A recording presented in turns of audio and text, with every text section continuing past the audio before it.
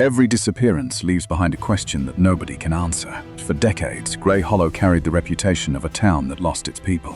The missing cases seemed unrelated until one strange object appeared repeatedly. A faded bus ticket was always discovered near the last known location. No fingerprints were found on those mysterious pieces of paper. No witness could explain how the tickets appeared overnight. The route printed on them was called Route 0. A route that had never existed on any official map. A route that seemed to belong only to the forgotten. Last month, photographer Ethan Cole uncovered the impossible pattern. A package arrived outside his apartment without a name attached. Inside the package was an old roll of camera film. The film contained photographs from decades of unexplained disappearances. Ethan developed the first image beneath a red darkroom lamp. The photograph showed a lonely street during a violent storm. Hidden behind the rain stood an old black bus. The same bus appeared in another photograph from a different year. Then it appeared again in another town with another missing person. Different decades passed, but the vehicle never changed. Ethan placed every photograph across his investigation wall. He connected names, dates, and locations that nobody had linked before. Each person in the photographs disappeared within 7 days. The final image from the film disturbed him the most. It showed the inside of the mysterious bus. 6 silent passengers sat beneath weak yellow lights. A 7th passenger appeared in the last row. The person sitting there was Ethan himself. The photograph was dated 3 days into the future. Ethan knew he had never entered that bus before. But the camera showed a memory that had not happened yet. He searched every archive available in Grey Hollow. No transportation records mentioned Route 0. No company claimed ownership of the black bus. No accident report explained the missing passengers. The bus existed only through forgotten memories. Ethan followed the final photograph to a mountain road. The road had been abandoned for more than 20 years. Warning signs surrounded the entrance beneath the cold rain.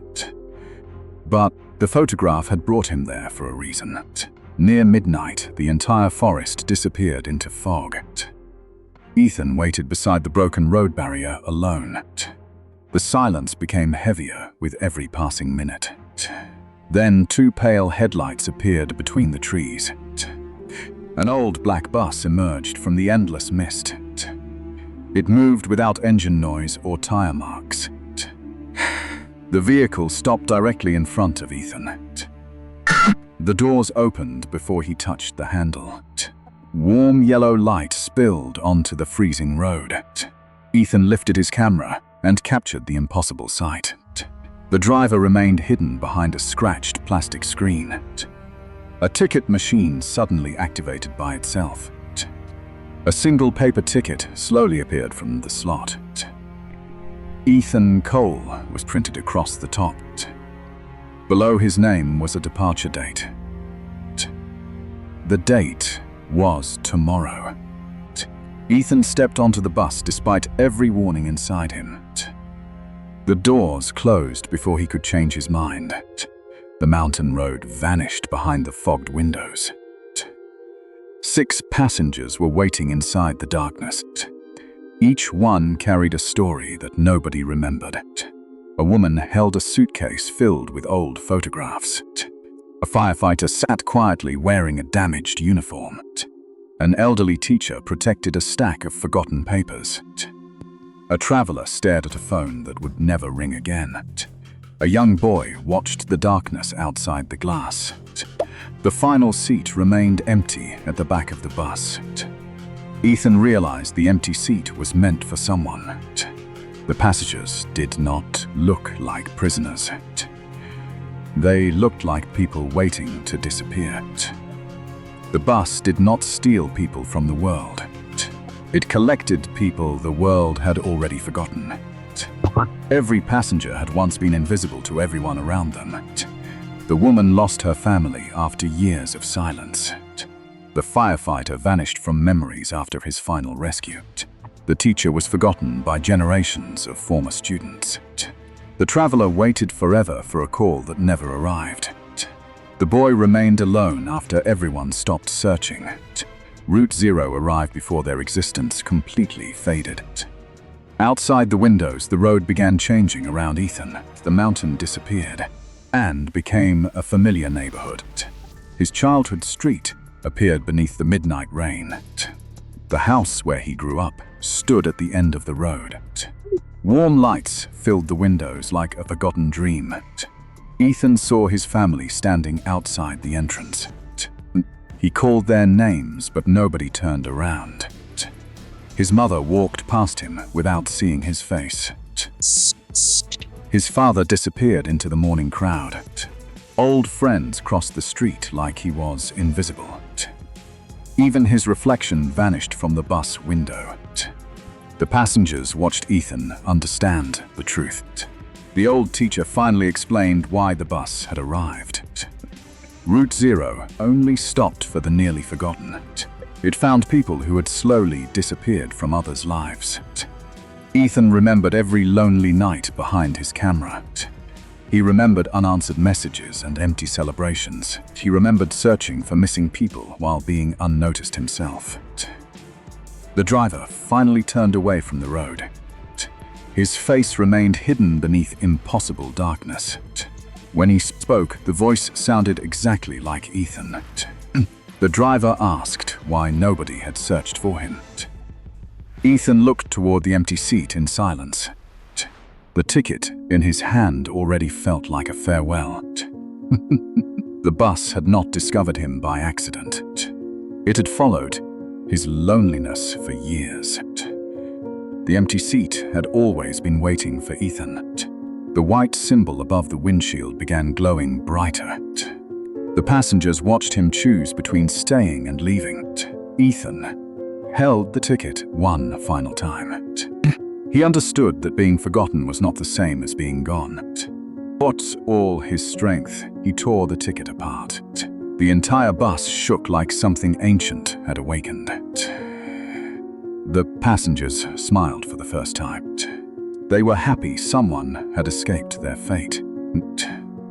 The doors opened onto the mountain road again. Cold fog rushed through the empty aisle. Ethan grabbed his camera and ran into the darkness. Behind him, the black bus disappeared without a sound. At sunrise, hikers found Ethan beside the closed road. In his pocket was half of a Route 0 ticket. The other half had vanished forever. At exactly 2:13, every morning, an empty bus crosses Blackwood Bridge. There is no driver behind the wheel. There are no lights inside.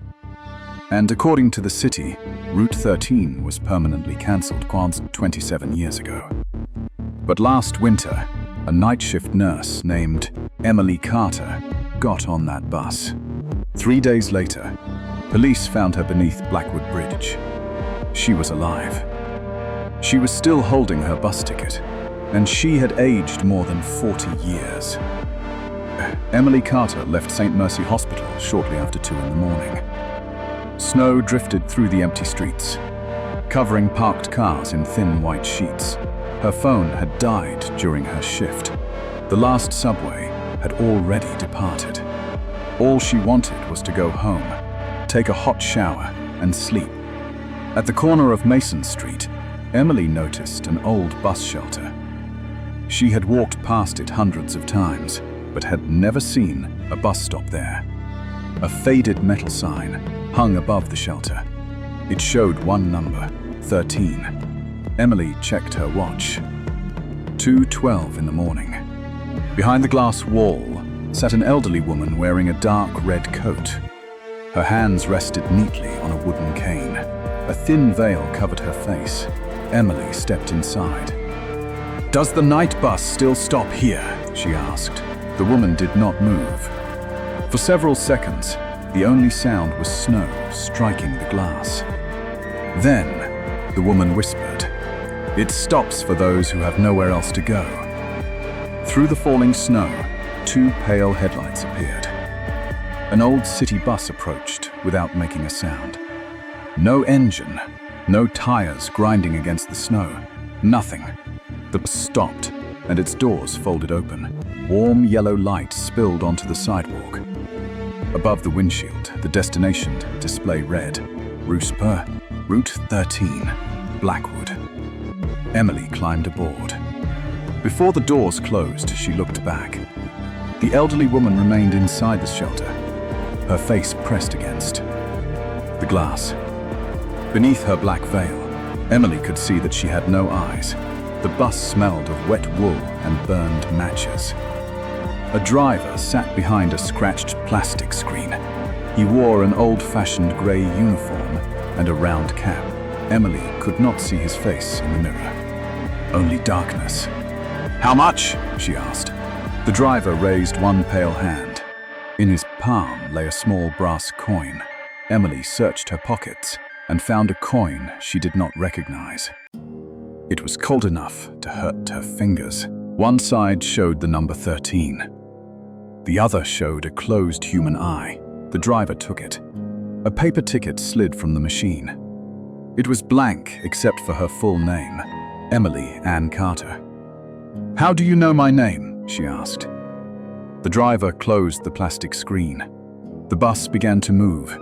7 passengers sat inside.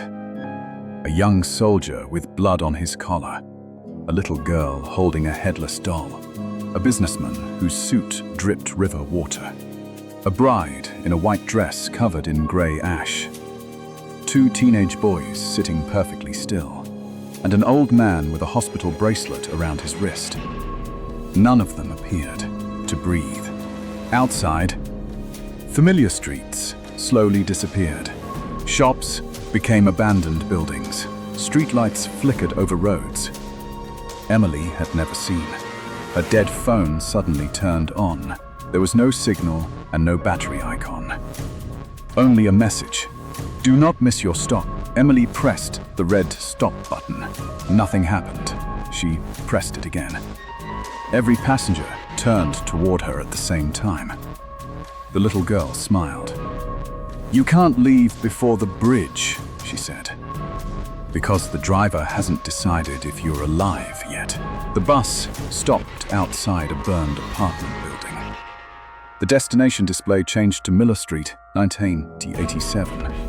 The bride stood. Ash fell from her clothes like black snow. As she passed Emily, she whispered, "If you hear someone you love outside, don't answer." The doors opened. A wedding party waited on the sidewalk. Every person was burning. Flames moved across their bodies without consuming them. They clapped silently as the bride stepped off. Then the burning crowd disappeared into the snow. Emily ran toward the driver. "Let me off." He did not respond. She struck the plastic screen. "Stop the bus!" In the mirror, the darkness beneath his cap shifted. For 1 second, Emily saw his face. There was no skin. Only a smooth black surface with a wide vertical crack where his mouth should have been. The old man with the hospital bracelet grabbed her wrist. "Sit down," he said. "He doesn't like noise." Emily looked at his bracelet. Daniel Carter, her father's name. Her father had died when she was 9 years old. "Dad?" The old man tightened his grip. "Emily, listen to me. When we reach Blackwood Bridge, the driver will ask where you belong. You must say you belong with the living, no matter what you see. Do not ask him to take you back." The bus continued through streets buried beneath decades of snow. Each stop belonged to a different year. At one corner, factory workers waited beneath a sign dated 1954. At another, children in school uniform stood under a blood-red moon. The soldier stepped off beside a battlefield. The 2 teenage boys departed near the twisted remains of a car. The windows began to fog from the outside. Words appeared in the condensation. "Emily, come home," a familiar voice called from beyond the glass. It belonged to her mother, who had died 6 months earlier. Outside the window, Her mother walked beside the moving bus. She wore the blue dress Emily remembered from childhood. She looked healthy and young again. "Please," her mother said. "Don't leave me alone." Emily reached toward the window, but her father caught her hand. "That isn't her." Her mother's smile widened. Her jaw stretched lower than any human jaw could. Black water poured from her mouth. "She blamed you," the thing whispered. Emily shut her eyes. The creature struck the glass. Once, twice. Then dozens of hands appeared outside the windows. Dead relatives. Former patients. People Emily had failed to save. They pounded the bus and screamed her name. The driver laughed. It sounded like metal dragging across concrete. The bus reached Blackwood Bridge at exactly 2:13. Below it, the frozen river looked completely black. The bus stopped halfway across. All the doors opened. Snow blew through the aisle. The driver slowly stood. He was impossibly tall. His head nearly touched the ceiling. The vertical crack in his face opened. Inside was a tunnel filled with distant human voices. "Emily Ann Carter," he said. "Where do you belong?" Her father squeezed her hand. "With the living," Emily answered. The driver tilted his head. "Then why did you carry the fare?" A memory returned. Emily standing outside her mother's hospital room. A doctor telling her she was too late. Emily sitting alone in the chapel and whispering that she wanted to see her mother. Again, she had found the strange coin beside a candle. The driver extended his hand. "You asked for passage." Emily shook her head. "I was grieving." The driver pointed through the open doors. Her childhood home stood beyond the bridge. Warm light glowed in its windows. Her mother waited in the doorway. Her father stood beside her, young, smiling, and alive. A dinner table waited behind them. It was everything Emily had lost. "Come home," her mother said. Emily stepped toward the open door. Her father on the bus held her back. "That place is made from your memories. If you enter, it will feed on them until you forget who you are." The driver extended one long hand. "One step, and you will never be alone again." Emily, her to Aniras, her father remembered Christmas mornings, her father carrying her on his shoulders, and her mother singing while she cooked. She remembered the last voicemail her mother had left. Emily had been too busy to answer. "I should have been there," Emily whispered. Her father's frozen fingers closed around hers. "You were there for hundreds of people who had no one else. But not for her. She knew you loved her." The driver moved closer. The lights inside the bus turned red. "You cannot save the dead," he whispered. "But you may join them."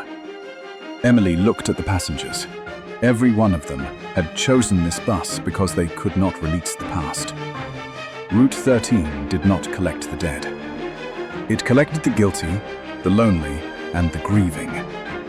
People willing to trade tomorrow for one more moment yesterday. Emily tore her ticket in half.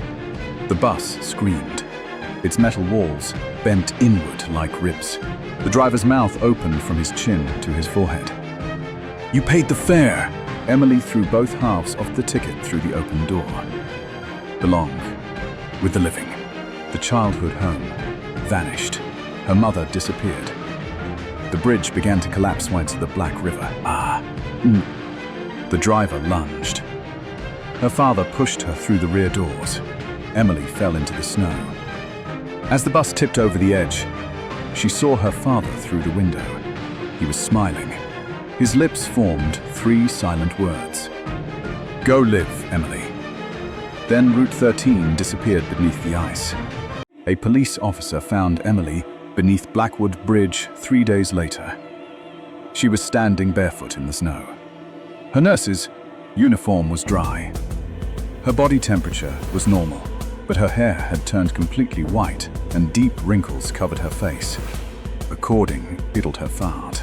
According to hospital records, Emily was 29. The woman beneath the bridge appeared to be at least 70. Emily claimed that she had spent more than 40 years trying to escape. Every night, the bus returned. Every night, the driver asked where she belonged, and every night she gave the same answer. With the living doctors, placed Emily in a psychiatric facility. She refused to sleep after 2 in the morning. She covered every buoy or Karmartrod, ate every mirror in her room. Whenever she heard a vehicle outside, she began tearing pieces of paper in half. 6 weeks later, a nurse entered Emily's room and found it empty. The window was locked. The door had never opened. On the bed lay a single brass coin. One side showed the number 13. The other showed an open human eye. The following morning, the city received reports of an old bus traveling through the snow. Witnesses said it had no license plate, no driver, and only one passenger. An elderly woman wearing a nurse's uniform sat near the rear exit. She pressed both hands against the window. She appeared to be screaming, but the bus made no sound. At 2:13, it crossed Blackwood Bridge and disappeared. The city searched its transportation archives. Route 13 had existed. It was cancelled after a bus crashed through the bridge railing in December of 1999. 13 passengers died. The driver's body was never recovered. Investigators found a photograph taken shortly before the accident. The driver stood beside the bus. Behind him, staring through the rear window, sat an elderly woman with white hair. She wore a nurse's uniform. Her name was Emily Carter. So, if you ever find yourself waiting alone after midnight and an unfamiliar bus arrives without making a sound, do not look at the route number. Do not accept a ticket. And whatever you do, do not tell the driver that you want to go home, because Route 13 always takes its passengers home, just not to the year they came from. Every night at exactly 1:41 a.m., an old evacuation bus appears on Briar County Road. It stops beside a sign for a town that no longer exists. Hollow Creek vanished after the flood of 1986. 9 people were declared dead. An evacuation bus disappeared from Millstone Bridge. The driver's body was never recovered. Last month, highway mechanic Noah Vance saw the bus. He stopped for a child standing in the rain. Before sunrise, deputies found Noah 6 miles away. He was barefoot, shaking, and unable to speak. He carried a lunchbox bearing his dead sister's name. Noah had left the county repair yard after 1. A storm had emptied every road in Briar County. His headlights swept across wet asphalt and broken guardrails. Noah had driven this route for years. He knew every bend, every ditch, every abandoned turnoff. But he had never seen the bus shelter.